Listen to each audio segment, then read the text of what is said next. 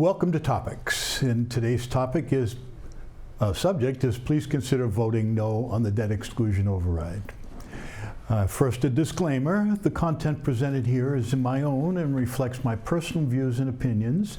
It does not represent the views, opinions, or positions of Burlington Cable Access Television, its employees, or its board of directors. I am a volunteer at BCAT, and because I have spoken publicly on this issue, I have recused myself from the news desk until a resolution of the high school matter. I requested this time to debate the vote yes proponents. However, my request was denied on the grounds that I lacked authority. Well, it's true that I lack formal authority, but I certainly do not lack experience. I have served in town government in elected and appointed positions for 48 years. As a selectman, Ways and Means Committee, town moderator, and others. Since 1982, I have written, produced, or hosted over 2,000 public affairs programs on Burlington issues at BCAT.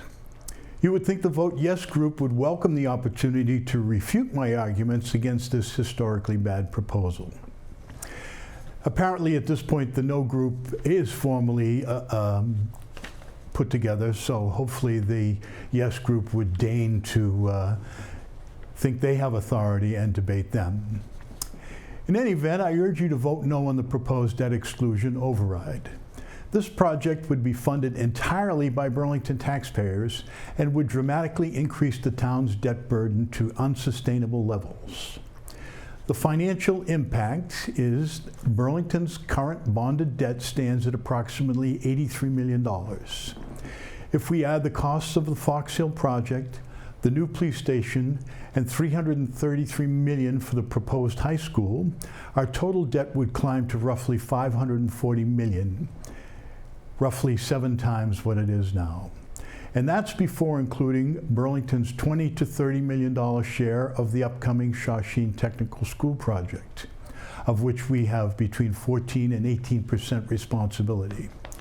Also, it doesn't include over $50 million in pending requests from the DPW, Recreation Department, Fire Department, Conservation Commission, and others.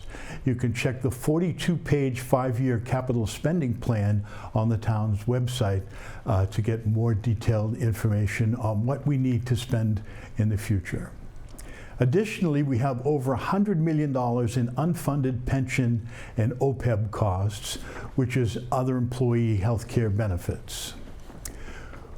We currently have 4 multi-million-dollar projects being constructed almost simultaneously. Although the Shawsheen hasn't started yet, it will be following on the rest of these projects that we have. The school department may also bring the Pine Glen School forward in the near future.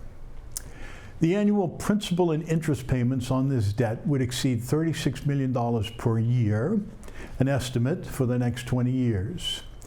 For perspective, the entire town budget approved this past May was $187 million. That means nearly 1/5 of our annual budget could soon be consumed by debt repayment alone. This debt would be the largest debt in history and trigger the largest tax hike in history, and would be with us for 20 years. The interest alone on this debt would be over $100 million. We face economic headwinds, which make this level of borrowing an especially risky situation given current economic conditions. Burlington has already been an engine of growth. However, conditions are rapidly changing. Burlington's commercial property vacancy rate is around 20%, according to John Denizio, driven by 2 ongoing challenges: Amazon's impact on brick and mortar retail and post-COVID occupancy rates, which have not fully recovered and aren't likely to in the near future. Northwest Park is an example. Over the last few years, they have converted prime commercial acreage into 3 huge apartment projects with another 180 units approved in September. Now, keep in mind the difference between a commercial property and a residential property is quite vast.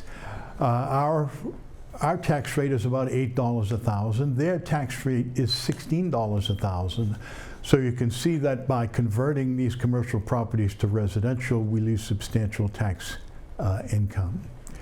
Meanwhile, retail sales, both nationally and locally, are in shambles, under significant pressure as they repurposed into mixed use. Even the Burlington Mall, once our retail anchor and kingpin, reflects this transition. Traditional retailers are being replaced by restaurants and service-based businesses. Just last week, I walked the mall and saw 8 or 9 vacancies. This was unheard of 10 years ago. The rise of online shopping means that nearly 20% of all retail sales now occur online, a number that continues to grow. Almost every major retail seller has online presence. The trucks you see from Amazon and FedEx may deliver goods, but they don't pay property taxes. Another consideration is the shifting tax burden. This is a serious concern in the shifting of our property tax base.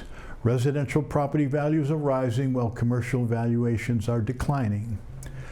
A striking example occurred just last month. Northeastern University purchased 4 Burlington Woods from MetLife for $33 million. MetLife had bought the same property in 2022 for $103 million. This is a 68% decline in the selling price, in the purchase price, excuse me. As a nonprofit, Northeastern will remove this property from the tax rolls entirely. This is a canary in the coal mine, a warning that Burlington's tax burden is shifting away from commercial property owners and onto residents. We can also expect an increase in tax abatement requests from struggling property owners. Abatement requests are already in the millions, and we have increasing legal costs in court defending our commercial real estate values. Another key component of this vote, no vote, is missing state support. No Massachusetts municipality in recent memory has completed a school project of this magnitude without matching funds from the Massachusetts School Building Authority. We've been told that Burlington is not eligible for MSBA funding, but is this true? Who made that determination? Do we have that information in writing? Where are we on the MSBA's list of applications?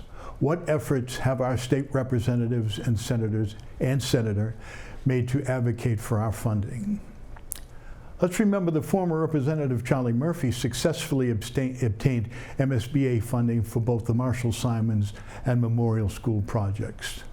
There's no reason we shouldn't pursue similar support before committing Burlington taxpayers to hundreds of millions of dollars in debt. The MSBA is a public agency. If they won't tell us the reasons or where we are, we should file a Freedom of Information request and find out our exact position before wildly spending on our own. Since 2001, the MSBA has spent $17.1 billion on 1,135 projects and is funded annually by the legislature. Burlington is a large revenue producer for the Commonwealth, and some of that money is ours. We shouldn't let it go to some other town because we lack patience. What's a responsible path forward? This project should be delayed until one or more of the following conditions are met. And don't forget, the school department has been telling us for 13 years that this needs to be done, yet they have not proposed one major improvement on this property in that 13 years. This should be delayed until our existing debt is paid down, reducing financial strain on the town, or until state matching funds are secured through the MSBA, or the proposal is downsized into a more affordable incremental renovation or rehabilitation plan. In conclusion, Burlington deserves excellent schools, but also fiscal responsibility and sustainable planning. Approving this override now would burden residents for decades, at a time when our commercial tax base is shrinking and our debt obligations already at historic highs without this project. Let's take the time to do this right, not just fast. Please vote no on the debt exclusion override. Thank you for joining me.